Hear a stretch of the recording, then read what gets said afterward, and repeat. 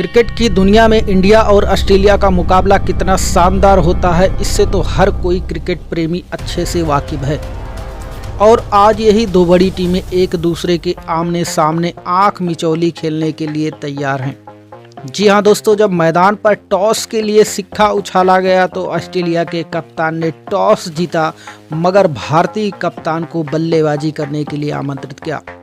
जहां पर भारत की तरफ से शिखर धवन और केएल राहुल ओपनर बल्लेबाज के रूप में मैदान पर आए, लेकिन भारत का 11 ही रन बन पाया था कि मार्क हेनरिकस ने शिखर धवन को बोल्ड मारकर मैदान से बाहर जाने के लिए विवश कर दिया।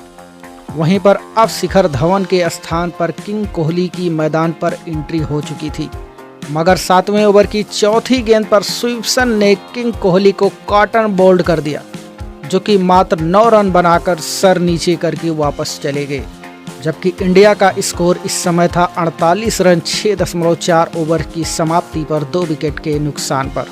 और अब यहां से केएल राहुल का साथ देने के लिए मैदान पर संजू सैमसन आ चुके थे, जहां पर केएल राहुल और संजू सैमसन के बीच में 26 गेंदों में 38 रनों की पार्टनरशिप हो ही पाई थी कि संजू सैमसन भी मार्क हेनरिकस की गेंद पर कैच आउट हो गए, जो कि 15 गेंदों में 1 छक्के तथा 2 चौके की मदद से 23 रनों की पारी खेली।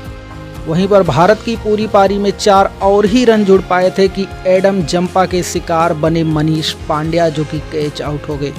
और अब यहां से भारत की लड़खड़ाती पारी को संभालने के लिए तथा केएल राहुल का साथ देने के लिए मैदान पर हार्दिक पांड्या आ चुके थे।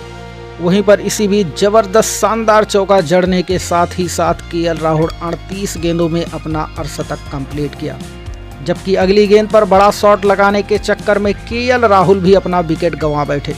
और अब यहां जिस तरीके से धीरे धीरे विकेटों का पतन हो रहा था, ऐसे में लग रहा था आज भारत का दिन नहीं है।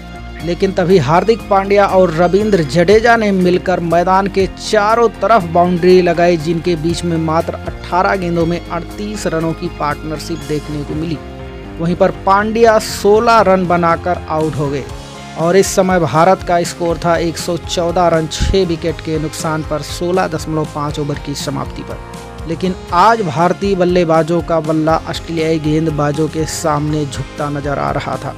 वहीं पर रविंद्र जडेजा एक छोर पर बने हुए जो कि चौके और छक्के लगा रहे थे, जिन्होंने मात्र 23 गेंदों में 5 चौके तथा 2 छक्के की मदद से शानदार नॉट आउट 44 रनों की पारी खेली। बाकी सभी खिलाड़ी एक छोर से आ रहे थे तो कभी जा रहे थे, जिसके बदौलत भारत निर्धारित 20 ओवर्स में 161 रन बनाए 7 विकेट के नुकसान पर। तब ऐसा लग रहा था कि आज का यह मुकाबला ऑस्ट्रेलिया के लिए काफ़ी आसान होने वाला है, लेकिन शायद ऑस्ट्रेलिया इस बात से आज अनजान थी कि आज भारतीय गेंदबाजी का दिन है, ना कि बल्लेबाजी का। वहीं पर ऑस्ट्रेलिया की तरफ से ओपनर जोड़ी के रूप में एरॉन फिंच और डार्सी शॉट मैदान पर आए, जो भारतीय गेंदबाजों को पहली ही गेंद से पेटना शुरू कर दिया और इन दोनों ही खिलाड़ियों के बीच में 56 रनों की पार्टनरशिप देखने को मिल गई। लेकिन तभी एरॉन फिंच नटराजन की गेंद पर अपना विकेट गंवा बैठे, जो 34 रनों की शानदार पारी खेलते हुए एक अच्छी शुरुआत दे चुके थे अपनी टीम को। और अब मैदान पर स्टीव स्मिथ की एंट्री हो चुकी थी, जबकि ऑस्ट्रेलिया की पूरी पारी में 11 और ही रन जुड़ पाए थे कि स्टीव स्मिथ भी चहाल के हाथों आउट करार दिए गए, जो सिर्फ 12 ही रनों का योगदान दे पाए। वहीं पर ग्लेन मैक्सवेल मैदान पर आए ही थे कि नटराजन ने मैक्सवेल को वापस उसी रास्ते भेज दिया जिस रास्ते मैक्सवेल आए थे। और अब इंडिया धीरे धीरे इस मुकाबले में वापसी कर रहा था, जहां पर ऑस्ट्रेलिया का स्कोर था 10.3 ओवर की समाप्ति पर 75 रन 3 विकेट के नुकसान पर। जबकि अब यहां से ऑस्ट्रेलिया को जीत के लिए 63 गेंदों में 86 रनों की ज़रूरत, जबकि उसके अभी भी 7 विकेट शेष हैं। वहीं पर ऑस्ट्रेलियाई बल्लेबाजों के बीच में देखते ही देखते मात्र 27 गेंदों में 38 और रनों की पार्टनरशिप हो गई। लेकिन तभी नटराजन ने शॉट्स को शॉट्स करके पांड्या के हाथों कैच आउट करा के शॉट्स बना दिया, जबकि ऑस्ट्रेलिया की पूरी पारी में 4 और ही रन जुड़े थे कि मैथ्यू वेड भी चहल के हाथों आउट हो गए।